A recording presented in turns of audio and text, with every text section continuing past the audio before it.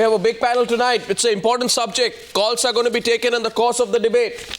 And we're opening the debate this evening with Mohandas Pai, former director Infosys, Swaminathan Iyer, consulting editor of the Economic Times, Nirmala Sitharaman of the BJP national spokesperson. Dr. Surjit Bhalla, what a pleasure to see you tonight. I think you're making a debut on the program after a long time. Managing Director of Oxus Research and Investment, Sampath Aniruddhan, Member of Parliament of the Lok Sabha CPM. My first question naturally is going to be to Dr. Balachandra Mungekar. Dr. Balachandra Mungekar, a family of 5 that earns 5,001 rupees and is therefore not poor in the city of Mumbai cannot afford one room as rent in a slum in Dharavi. So they would have to spend their entire rich income or not poor income in trying to find half a room to live in. They would have no money for food, education, right? Or healthcare. Leave alone healthcare. What are these figures your government is bandying about? Is it criminal? Isn't it a joke on the nation today? Arnav, we have been living with these poverty estimates and the cutoff line right from 1966, when Dandekar and Rath for the first time statistically quantified the poverty estimates. If you want to change the poverty cutoff line, you are free. And that's why government has appointed the Rangarajan committee. But the question is that so far the present cutoff lines are concerned, between 2004-05 and 2010-11, poverty has declined at the unprecedented rate, 2.32% urban per annum. So these figures don't amount to anything. No, these figures don't amount to anything. These figures don't amount to anything, sir. I'm sorry. My point, I will justify this because Mr. Mungekar, do you acknowledge? Do you acknowledge? Do you acknowledge? Do you acknowledge? Do you acknowledge that these figures have absolutely no relevance to the ground reality in our country? Because it is an accepted fact that the my dear friend, yes. Arnav, just a minute. Yes, Arnav, Mr. just a minute.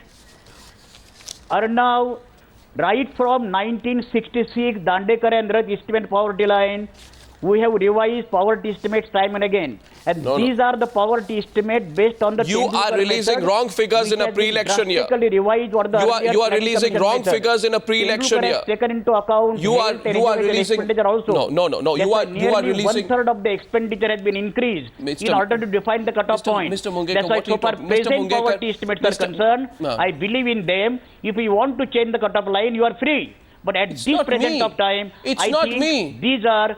It's not me. Because the growth has become inclusive.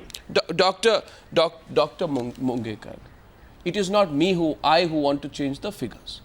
You were forced to accept last year that your figures were wrong. There was a controversy about this 28 rupees per capita per day definition of a poverty line.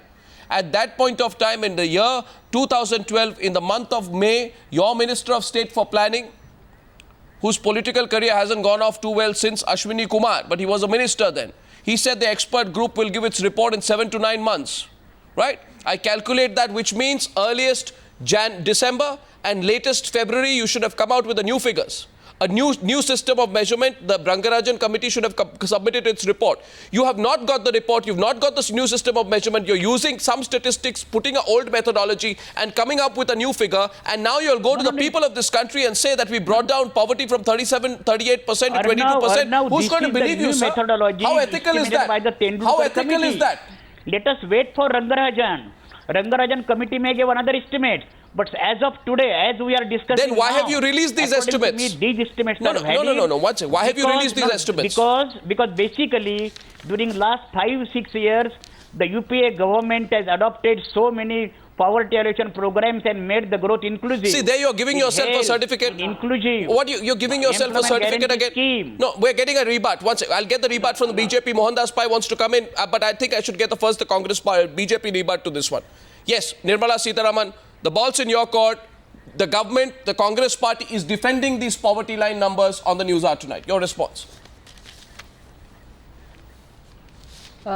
This debate happened 1.5 years ago, as you rightly pointed out. And at that time, we were told for 32 rupees urban and 28 rupees rural. These were just figures. No entitlement will be based on this. After an outcry in the country, that was the response given by the Planning Commission. And we were also told there was a socio-economic survey which is going on. By January that year, we would have had the figures coming, and Rangarajan committee you are referring to would have also given the figures. But the point is, 10 years, and we are still talking about who's poor in this country. You have not determined it. You have not given us a figure. But imagine, now you've already gone further.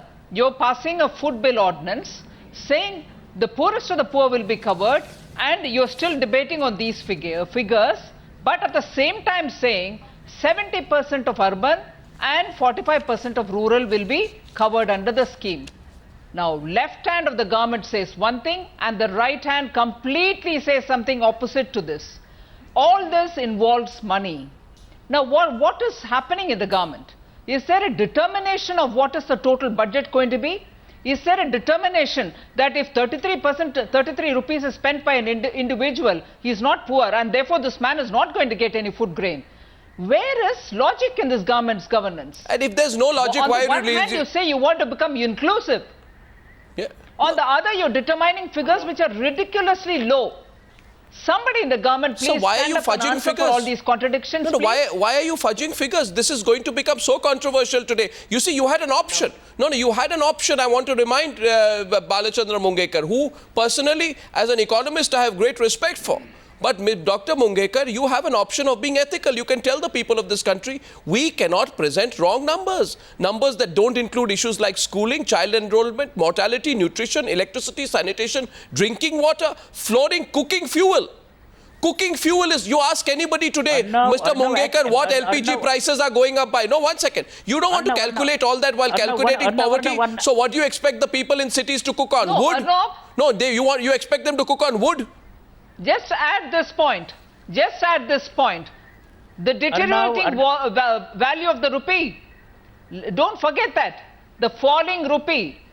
If you translate that to these figures, what does it really mean? Falling rupee, that is altogether a different argument. Let us the argument is the basic question it is not a different When argument. we started poverty estimates in 1966, at that point of time, they were covered only the calorie norms.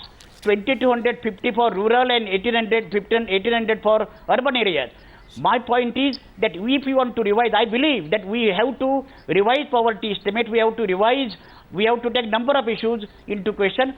But the point is, at present, the Tendulkar method which the government has utilized, and on the basis of the mixed reference period that the government let's get the economists in, because let's get the economists in. The way we have followed poverty estimates, the way we have followed the poverty estimates, I find that these poverty estimates consistent with what the method government has followed. Sir, you are giving yourself an election slogan in a pre-election year. I'm getting Mohandas Pai and Sujit Balla coming to you, Swaminathan Iyer. We're going to take a quick round in. Mohandas Pai first. Which side are you on the debate? Arnab, let me give you a set of data points so we understand what it is. The UPA has said that BPL, that is below poverty line sector, has come down to 22%. Now in the food security bill, they want to give free food or almost free food for 65% of the population. That means they feel 65% of population actually below the poverty level, deserve food, are suffering from malnutrition or whatever, so they want to give them food at 1 rupee or 3 rupees, food grains. Next point. I read a report today morning in the Business Standard, which quotes a person who set up a study group by the government, which says 48% of people in rural India who are possibly about 66% of the population, deserve to come below the poverty line because they don't have a government job, they don't have land, they don't have house, they don't have a motorized transport, or don't have a person earning more than 10,000 rupees per month as income. And the next point I want to make is globally, and I think Sujit will bear me out, you take a particular percentage of the per capita income of a population, and below that, you hold them to be below the poverty line. India's per capita income last year was 83,000 rupees.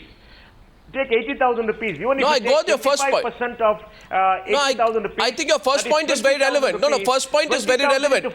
Dr. Pai, let's go point by point because I want to get the others in. The first point. 1 minute.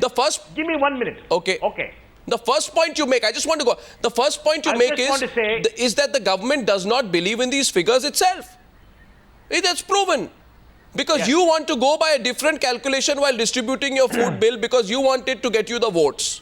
You want another statistic to put up in your ads. You decide, Balachandra Mungekar, which statistic is right, the one you want to put up in your ads or the one you want to use for the food bill. And if you're confused, you can tell us. We are confused between the two. I'm going... You separate food bill Swami, for time right now. The question is, this reduction in the poverty, estimates of poverty, is over a period of nearly 8 or 9 years. Sir, we are going to... Between 2004-5 to 2011. Sir, you're repeating the figures. You're repeating the figures. You're repeating the figures, sir. Sir, you're getting caught in your own statistics. I'm not objecting to sir, you choose. The cutoff line of the poverty estimates. Swami, let me come to you. What I'm basically saying is, this is consistent with the poverty definition we have followed throughout. Okay, I haven't got to Swami yet and Surjit Bhalla yet. No, it is not. You can't tell us today that we've used this for the last 50 years and we'll use it today. Swaminathan Iyer. Okay, let me come in. Arnab, we've got to a stage where you need to understand that every country, as it becomes richer, it has the right to say we will improve our standards, right? So there's nothing wrong with America saying that if you have a house and a car and a fridge and an air conditioner, you are still poor. It's possible to take that particular position. But you should not confuse the situation by constantly jumping from one poverty line to another and ignoring any progress that has been made. Our per capita income has gone up from $300 to $1,800. So there is a case for a Rangarajan committee to put on the higher line. Nevertheless, if you want to know what is the progress that has happened in the past, you have to stick with the original line. Later, when the Rangaraj produces his line, you can say the same thing. So right now, the Tendulkar line, from here it has gone down here. Rangarajan will start at a higher line and go down there. What we need to focus, one sec.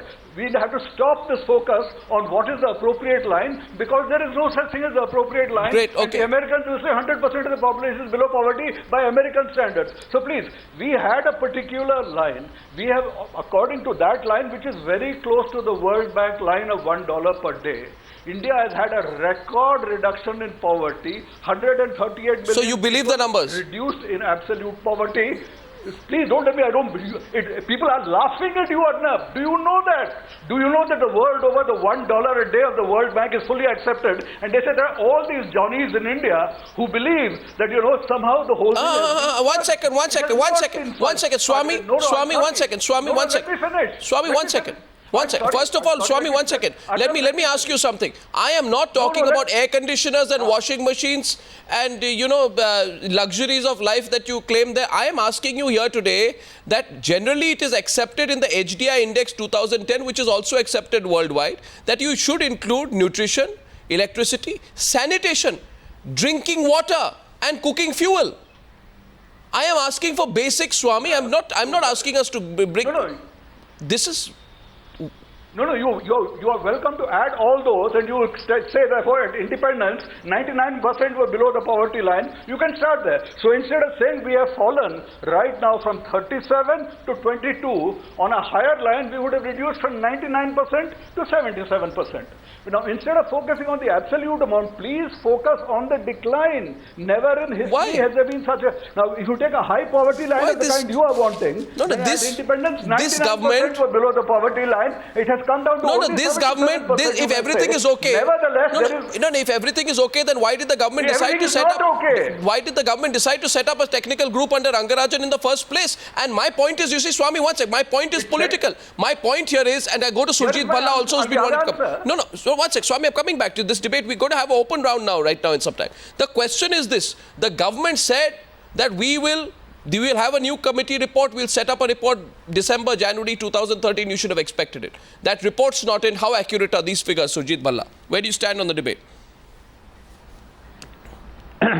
Look, I think there are 2 points I would like to make. First and foremost, I do not think the figures have been cooked or fudged. It is the case, second, that the poverty line in India in real terms has increased by something like 33% since 1973, when the first poverty line was given. And indeed, it is a case that this poverty line needs to be increased further.